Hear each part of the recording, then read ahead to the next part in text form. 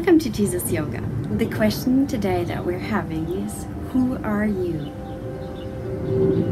Now, if I ask you, who are you, you would probably tell me your name. And if I would ask you, tell me about yourself, you would tell me about your life, what you're doing maybe as a job, what education you have, maybe your family status, maybe you're married, you're a mother, you're a father. You would maybe tell me about your favorite things to do, your hobbies, things that you love to do, and maybe things that you don't like to do, or things that you have to do, your responsibilities, just as I said, like being a mother. But is that really truly you? And if so, who were you when you were a baby? You were just a baby? What is that? Who are you? And why do people that, for example, lose their job or maybe retire from a really great career and great job fall into identity crisis because they don't know who they are anymore? Now, if we look at Hollywood stars, we know that suicide rates are really the highest amongst Hollywood stars. Now, why is that? They have everything. They have everything material. They can buy anything they want to. They have a great title. They have a great position. They have fame and everything, but they're unhappy. Why is that? Most of the time, it's because they don't know who they are. So, who are you? From the beginning on, as a children, we have acquired who we are through what people have told us about ourselves. So, for example, your parents have told you, oh, you're so lazy, or you look so great, or you are such a smart person, or maybe you're a dumb person, you never amount up to anything. And we started believing it because we are innocent, and we believed the people that took care for us, we actually took that as, okay, this is who I am. And we took it as, this is who I am. I am a lazy person. I'm a no good. I am a smart person. I'm a beautiful person. And these are things that we started to believe who we are. Now then, we went to school and we got an education. Maybe then we were a student, so we told about ourselves, now we're a student. Later on, we got a career and maybe a job title, a doctor title, and this is who we are. Of course, at the beginning, we got a name. Now, the name, that's who we are. But those are all things that we have acquired during our lifetime, the course of our lifetime, and a belief system that these are the things that we are, and that is describing us. But who were we before this? And who are we if we're dying, or if things are taken away from us, like a job, like beauty is taken away by maybe getting old, or maybe you have a car accident? Then who are we? And this will make us really, really, really unhappy if we just think of who we are is what we have acquired. Now, maybe you talk about your personality. Maybe you say, well, I'm a very angry person. I'm a very patient person. I'm a very emotional person. I'm this or that. But these are usually acquired behaviors. So a lot of things might have happened to you in your past, and you started to develop a pattern of becoming angry, or becoming a victim mentality, maybe becoming sad all the time and falling into this pit. Now, these are acquired behavioral habits that we have acquired. Maybe you get angry every time something happens. You just can't help yourself and you automatically get angry. Now, this is not you either. This is an acquired behavior that can be changed. Same as any acquired skills that you have, you can change. One person can be a doctor and become an architect.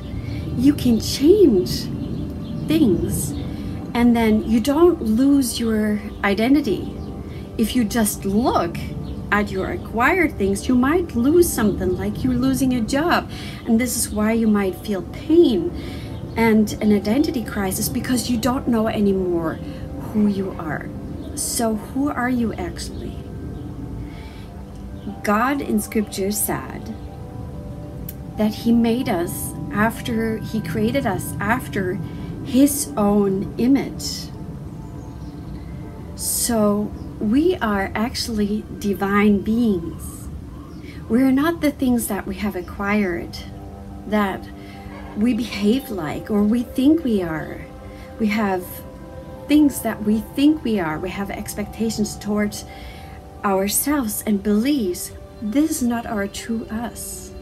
But we have forgotten, because society teaches us this is who I am, this is what I need, and this is, then I feel worthy or I don't feel worthy. The person that you truly and really are is a very, very divine being.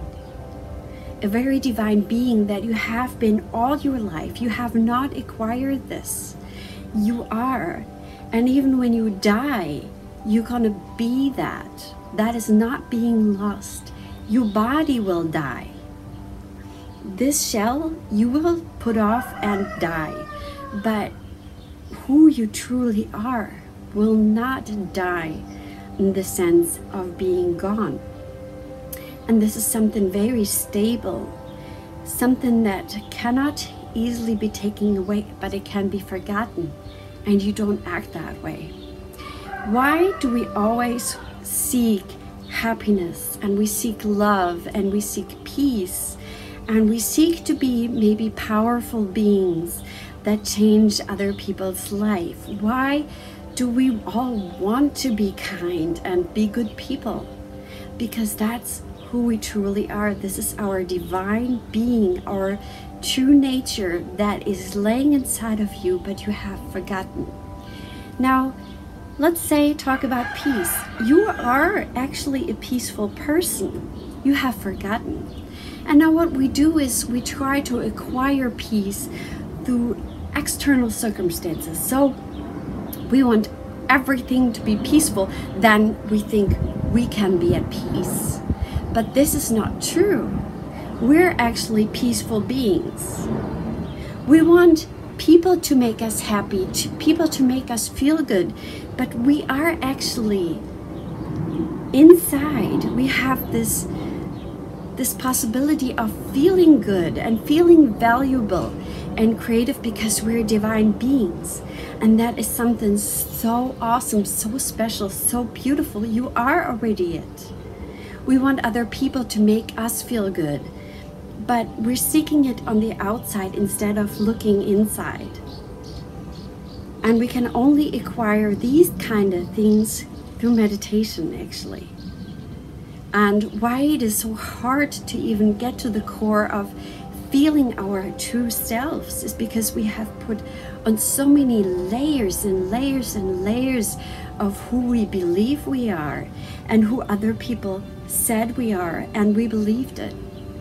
And so we always think of externally, we're looking for peace externally, for happiness, for joy, for love, for acceptance, for value. But it doesn't work, and we feel it, and we have this emptiness inside because we have forgotten. Now, it was not long ago, and I went to this tech store, and they actually had these big glasses that you put on, and when you had those on, you were in this kind of world, in this kind of video game, where you could look around to the side and you could see your surroundings. And actually you were on a roller coaster, and you went actually up the roller coaster and you could feel your stomach actually going, and then you went down and you could really feel it in your belly, that feeling of being on a roller coaster. It was a true feeling. It felt real. It felt so real. And even while I was going down, I could look right and left, and everything looked so true. And this is kind of like what we are. See, it's almost like we have put on these goggles and we have forgotten that this is not the truth. It feels real, but it's not real. And we have forgotten that we can take it off and see our true self. And we can feel our true selves. And the reason why we feel that we're not divine beings is because we have so forgotten. We just don't see it and we don't feel it. We don't believe it because we don't think that way. We don't have that belief system anymore. And we don't think right. And if you don't have that belief system and the right thinking about this, then you will think that externally everything has to be perfect to be able to be peaceful, to be able to be happy. And you have expectations. You want other people to make you happy. And actually the result of this is very painful. It's very deliberating because you don't have any power. It feels like everything is out of control and you're actually getting this victim mentality. Things are happening to you and you can't do anything about it. This is why, and you know, you can talk yourself into justifying your behavior. This is why I'm so angry. This is why I'm so sad. This is why I'm depressed, because things are just happening to me. And you think it's yourself, it's you, which is not, because you're so much more and you're such a divine being. Now, I can talk all day about this, but you will not believe me until you have experienced it for yourself. Experienced the feeling of it being real. Same with God connection. You can connect to God. You feel that there is such a gap, but it's not true. You actually already are in the state of togetherness. It's almost like God is here, but you have turned around and you're looking the other way. And you have forgotten that you only need to turn around and there He is. We just have forgotten. And through meditation, we can learn to experience these things. We can search for us, for who we truly are, and we can experience. It's not easy. Same as how long did it take you to acquire where you are right now? How you feel as you are right now? It probably started with childhood on. And it took you a long time until you gotten to the point right now where you believe this is who I am. So it will take a while and will take patience to actually take off those layers that you have acquired. It's almost like a diamond.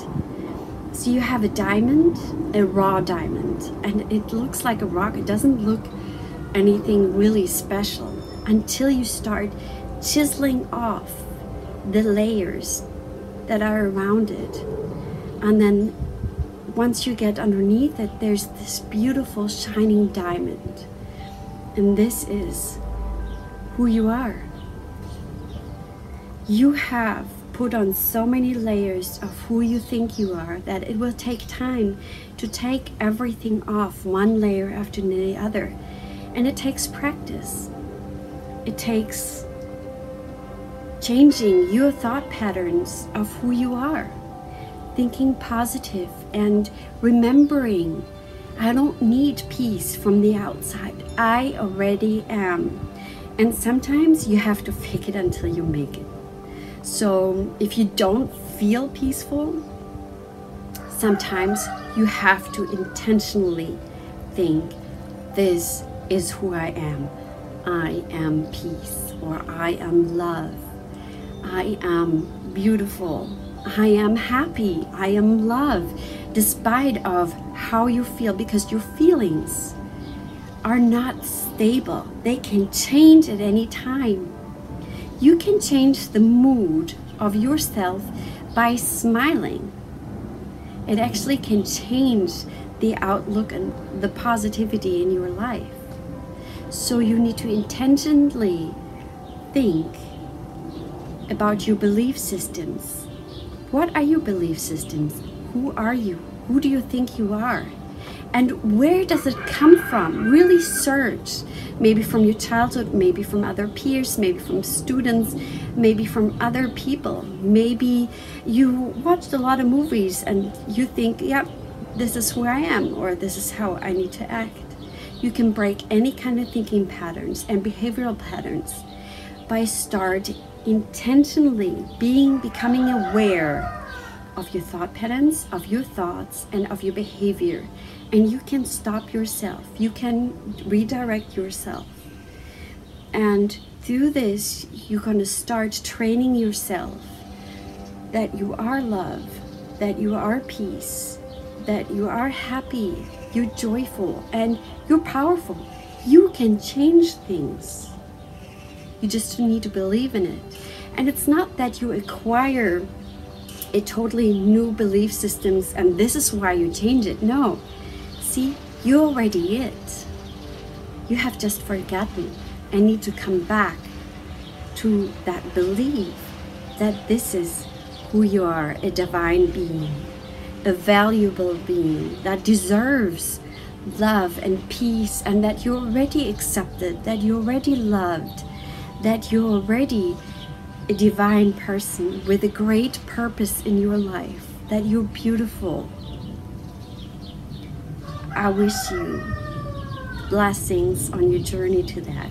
Start meditating, start experiencing for yourself your divinity.